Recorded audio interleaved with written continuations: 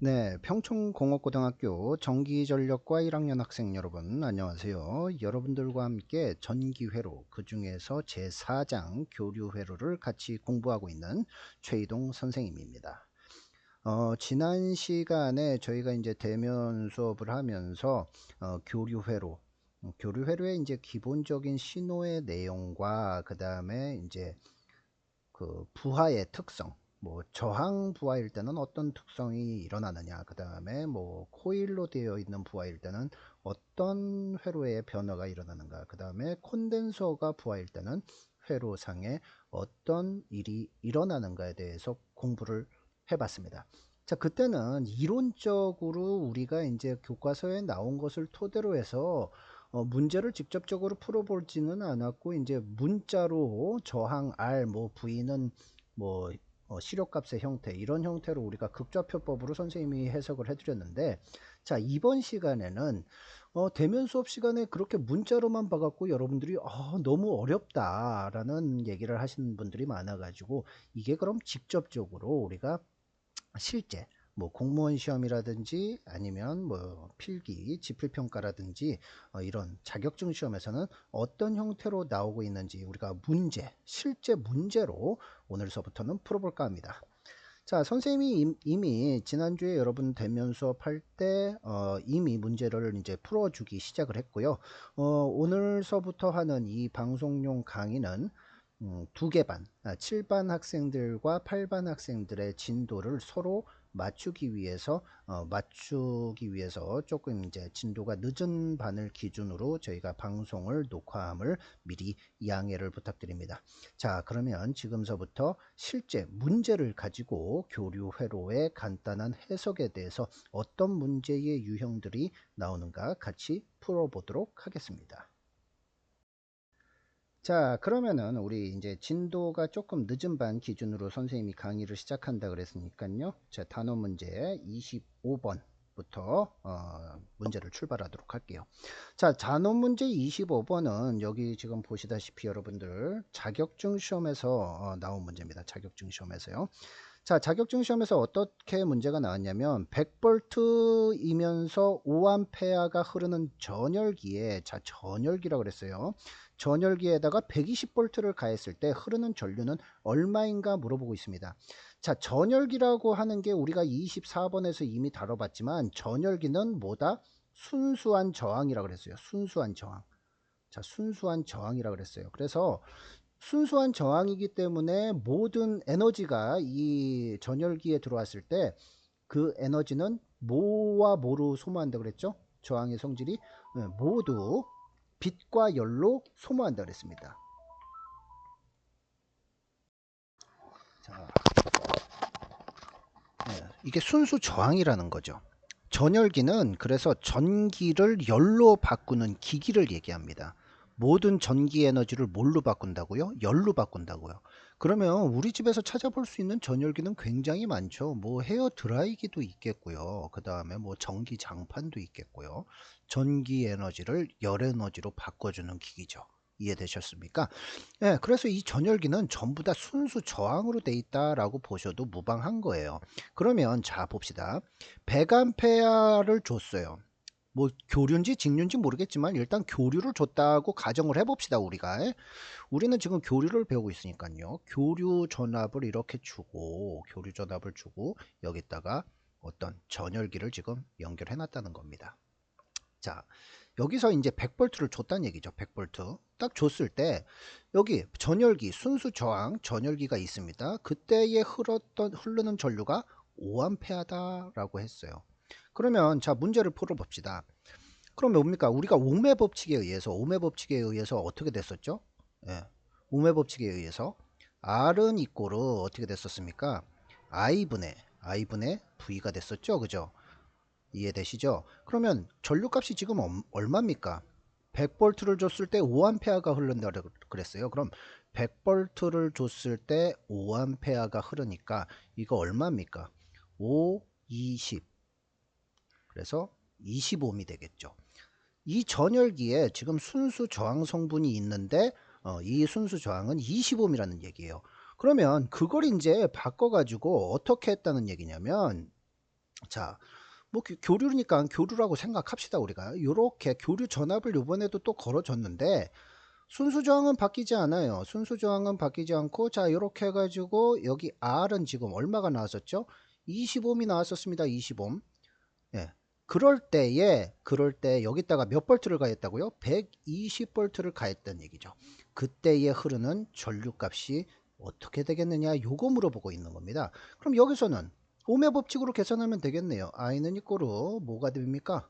그렇죠, R분의 V가 되죠. 그죠? R은 얼마예요? R은 25옴이고 V는 120볼트였었습니다. 그러면 공 지워지고 2른이 2, 6, 12가 되겠죠. 그래서 6암페어가 답이 되겠죠. 그래서 흐르는 전류는 6암페어가 되는 겁니다. 자, 그러면 이 문제를 선생님이 왜 교류에다가 내놨는지, 교류에다가 직류에 넣어도 상관은 없지만 교류에다가 넣어놨는지 그 이유를 설명해 드릴게요. 자, 교류를 배울 때 무조건 우리는 뭘 성분을 이제 고려를 해야 되죠? 임피던스 성분을 고려해야 되죠. 임피던스라고 하는 것은 어떻게 구성되어 있었어요? 저항 플러스 리액턴스 성분으로 구성된다라 그랬죠. 그죠?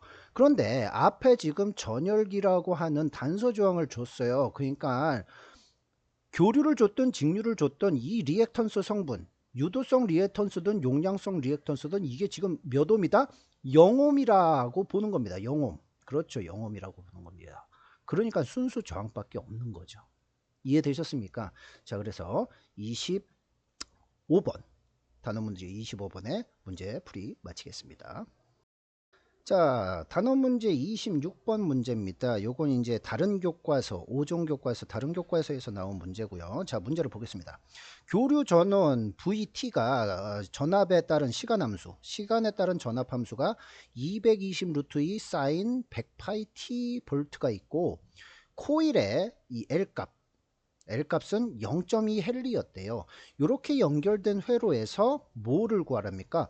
코일의 유도성 리액턴스 XL을 구해봐라 라고 했습니다. 그 다음에 코일에 흐르는 전류의 크기를 물어봤어요. 크기.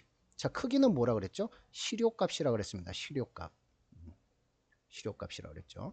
자, 요 두 개, 즉 유도성 리액턴스 XL하고 전류의 시료값을 구해보라는 문제입니다.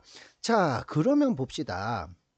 어찌 됐든 간에 우리는 지금 유도성 리액턴스 구하라 그랬으니까, 자, 유도성 리액턴스 XL은 어떻게 됐었죠? XL은 어떻게 됐었습니까? J 오메가 L이었습니다. J 오메가 L. 그죠? 예. 그러면 자, 오메가는 몇 파이 F였죠? 2파이 F였죠.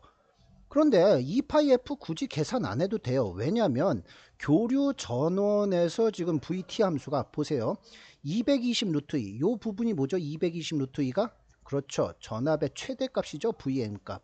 그 다음에 사인 100파이, 요 100파이가 오메가가 되는 거죠. 그래서 오메가가 100파이라고 하는 단서를 이미 문제에서 줬어요. 그러면은 유도성 리액턴스 XL은 어떻게 됩니까?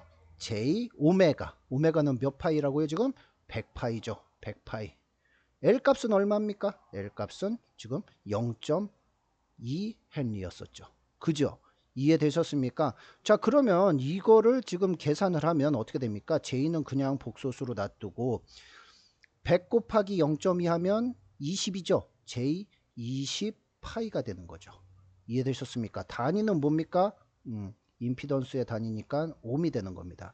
그러면 유도성 리액턴스의 지금 크기를 구하라 그랬죠? 크기는 얼마예요? J방향, 즉 허수축 방향으로 20파이만큼, 굳이 파이 3.14로 계산 안 해도 됩니다. 그냥 20파이가 요것이 크기가 되겠다라는 사실을 우리는 알 수 있죠. 그리고 지금 전류의 시료값을 구해보라 그랬어요. 여기서 전류의 시료값을 구해보라 그랬기 때문에 뭐 이왕 유도성 리액턴스 계산한 거 요거를 극좌표법으로 한번 바꿔봅시다. 크기는 얼마죠? 크기는 20파입니다. 각도는요? 각도는 실수축 방향이 아니라 허수축 방향 플러스 J방향, 이렇게 이제 수직선이 이렇게 있다면 J방향으로 20파이만큼 갔던 거기 때문에 90도가 되겠죠. 각도는. 이해되셨습니까? 각도 90도. 그러면 보세요. 자, 일단 전류를 구해보겠습니다. 자, 전압. 자, 전압을 한번 그러면 전압의 이 시간에 따른 함수를 극좌표로 변경해 볼게요. 자, 봅시다. 220 루트 2가 최대값이래요. 그러면 얘를 극좌표법으로 바꾸면 어떻게 해야 돼요? 실효값으로 나타내야 되죠. 그러면 최대값이 220 루트 2니까 이 최대값을 뭘로 나누면 루트 2로 나누면 실효값이 나오겠죠. 그죠? 220 루트 2. 그죠? 요게. 그 다음에 각도는 얼마입니까? 각도는 5 사인 오메가 t 플러스 세타. 이 세타가 각도라고 그랬어요. 세타가 없죠. 1이 아니라 0이죠. 그래서 0도가 되는 거죠. 그죠? 이해되셨습니까? 그럼 요거 계산해서 정리하면 어떻게 돼요? 루트 2 상쇄되면서 이 녀석은 220에 각도는 0도 이렇게 쓸 수가 있겠죠. 자, 그러면 전류의 크기를 구하라고 그랬습니다. 크기는 실효값이죠. 따라서 전류 IT는 오메 법칙에 따라서 I는 이꼬르 R. R은 없죠. 대신에 XL이겠죠. 여기서는 회로에서 XL 분의 이제 VT가 되는 거죠. 이해되셨습니까? 그럼 요거 그대로 넣으면 되잖아요. XL은 얼마였습니까? 20파이가 됐고 각도는 얼마? 90도. 그 다음에 VT는요? 220의 각도 0도. 자, 우리가 전류의 크기를 구하라 그랬으니까 요 크기 앞에 거 각도는 고려 대상이 아니죠. 이 앞에 것만 계산하면 되겠죠. 그래서 어떻게 되는 겁니까? 00 지워지고 따라서 IT의 크기 전류의 크기는 절대값이죠. 이 절대값은 어떻게 나오는 거예요? 뭐 2도 약분시킬 수 있겠죠. 11로 그러면은 파이 분의 얼마? 11 암페어 이렇게 붙여주면 답이 될 수 있겠죠. 자, 이해되셨습니까? 자, 그래가지고 26번 이런 회로에서 L만 있는 회로에서 유도성 리액턴스에 대한 임피던스 표현 방식과 전류의 실효값 구하는 방법 알아봤습니다. 자, 이제 단원 문제 27번 문제입니다. 자, 요 문제는 우리 교과서 203페이지에 나와 있는 문제예요. 여기 203, 요 숫자가 이제 몇 페이지에 나와 있다 이런 겁니다. 자, 요런 회로가 있답니다. 교류 전원에 지금 콘덴서를 걸어 놓은 거예요. 이 콘덴서. 자, 그럼 봅시다. 문제. 뭘 구하라고 했는지 볼게요.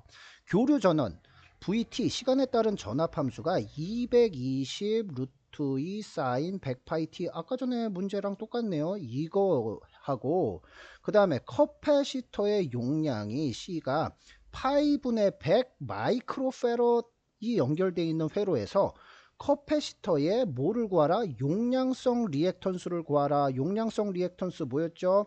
네, XC였습니다. 용량성 리액턴스 XC였어요. 그 다음에 이 커패시터에 흐르는 전류의 크기는 아까 뭐라 그랬습니까? 실효값이었죠. 그죠? 자, 그러면 자, 일단 문제를 풀어보기 위해서 용량성 리액턴스를 먼저 구해봅시다. 자, 용량성 리액턴스는 XC인데 어떻게 표시한다 그랬습니까? 어떻게 표시한다고요? J 오메가 C분의 1입니다. 그죠? 네, 이해되시죠? 자, 오메가는 앞에서 문제에서 줬어요. 자, 오메가가 뭡니까? 사인 요 부분. 100파이가 바로 오메가 부분이죠. 자, 그거 한번 넣어봅시다. 그대로 갖다 쳐넣으면 되죠.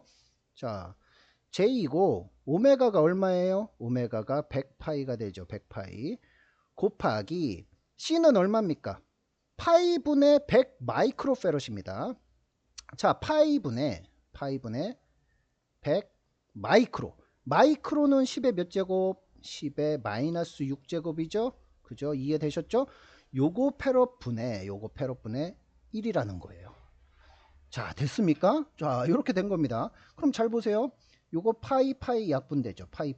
그 다음에 100 곱하기 100이니까 10의 4제곱. 이해되십니까? 10의 4제곱 곱하기 10의 6제곱은 어떻게 돼요?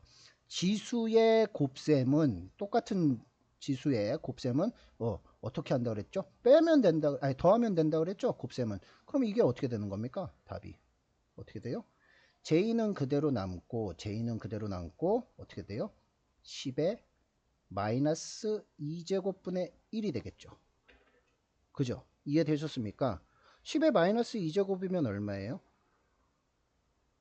0.01이죠. 1을 0.01로 나눈 겁니다. 이해되셨죠? 자, 그러면 요거는 지금 J축, J라고 하는 이 표현, 복소수 표현이 지금 분모에 들어가 있어서 굉장히 짜증나죠? 그럴 때는 우리는 실수화 시켜준다 그랬습니다. 분모하고 분자에다가 J를 같이 곱하면 된다 그랬죠. 자, 분모하고 분자에 J를 곱하면 어떻게 되죠? 자, 분자에다가 먼저 J 곱해 보겠습니다. 분자에다가 이렇게 J 곱하면 분모는 뭐가 되겠어요? J의 제곱이 되죠. 그 다음에 10의 마이너스 2제곱이 이렇게 들어가게 되죠. 그러면 J의 제곱은 뭐 복소수 i의 제곱은 뭐였어요? 마이너스 1이죠. 따라서 마이너스 J에 어떻게 되는 겁니까? 10의 마이너스 2승분의 1이니까 10의 마이너스 이렇게 100이 되는 거죠. 이해되셨습니까? 단위는 오메가가 되겠고요. 1을 0.01로 나눈 거니까 그 크기는 100이 되겠죠. 방향은 어떻게 되는 겁니까? 실수축하고 허수축 방향 중에서 허수축이면서 J방향이면서 플러스 J 마이너스 J 방향으로 지금 갔다는 거죠. 이해되셨어요? 자, 그러면 이제 전류의 크기를 구해 봅시다. 자, 전류의 크기는 어떻게 구할 수 있어요? 자, 그러면 어차피 뭐 이 전압도 극좌표법으로 좀 바꿔보죠. 그러면 극좌표법으로 바꿔야 되니까 이 녀석, 이 용량성 리액턴스도 극좌표법으로 바꿔봅시다. 크기는 얼마예요? 100이죠. 각도는요? 마이너스 J축으로 갔으니까 마이너스 90도가 되겠죠. 그죠? 이해되셨죠? 예. 이렇게 극좌표법으로 표현했습니다. 그럼 전압은 어떻게 돼요? 전압. 시간에 대한 함수, 전압 함수를 이거를 이제 극좌표법으로 나타내면 시료값. 요거는 최대값인데 이 녀석을 시료값으로 나타내야 되죠. 시료값은 최대값을 뭐로 나누면 되죠? 루트 2로 나누면 된다 그랬죠. 그러면 루트 2로 나누면 얼마예요? 크기는 220이면서 각도는요? 각도는 지금 100파이 t 사인 오메가 t 플러스 세타 부분이 지금 없잖아요. 1이 아니죠. 0이죠. 그러니까 0이 되는 거죠. 0도. 단위는 당연히 볼트고요. 그죠? 이렇게 되는 거죠. 자, 그러면 우리 전류를 구하라 그랬으니까 전류 IT는 어떻게 되는 겁니까? IT는 오메 법칙에 따라서 I는 이꼬르 임피던스 Z분의 VT가 되는 거죠. 여기서 임피던스 Z는 뭐밖에 없어요? 임피던스는 용량성 리액턴스밖에 없죠. XC밖에 없는 겁니다. XC분의 VT가 되는 거죠. 이해되셨습니까? 자, 그러면 여기다가 갖다가 쳐넣으면 돼요. 자, XC 어떻게 나왔어요? 크기는 100이면서 각도는 마이너스 90도였습니다. 그죠? 그 다음에 이것 분의 VT는 220이면서 각도는 0도. 그죠? 우리가 구하고자 하는 건 뭡니까? 자, 요거 계산해 보면 어떻게 돼요? 220을 100으로 나누면 2.2죠? 각도는요 0 마이너스 90도니까 90입니다. 그죠? 90도. 자, 요게 바로 전류의 시간에 따른 함수에 대한 극좌표 표현이죠. 따라서 우리는 지금 원했던 게 뭐였습니까? 용량성 리액턴스의 크기와 전류의 크기를 구하라고 그랬죠. 용량성 리액턴스의 크기는 얼마입니까? 100이죠. 그 다음에 전류의 크기는 시료값이라고 그랬습니다. 답 얼마입니까? 전류의 시료값 IT의 절대값을 얘기하고 있는 거죠. 절대값은 얼마? 2.2A가 되는 것이겠죠. 이해되셨습니까? 자, 이렇게 해가지고 오늘 진도가 늦은 반 기준으로 선생님이 문제풀이를 좀 해드렸습니다. 자, 다음 시간에는 조금 이제 진도 빼는 시간을 조금 선생님이 단축해 보도록 할게요. 선생님이 앞에 잔 설명이 좀 있어가지고 오늘 시간은 거의 19분, 지금 20분 거의 다 돼가고 있는데요. 다음 시간에는 조금 속도 좀 내면서 선생님이 진행해 보도록 하겠습니다. 자, 그럼 오늘 수업은 이번 시간 수업은 여기서 마치도록 할게요. 다음 시간에 만나요. 안녕히 계세요.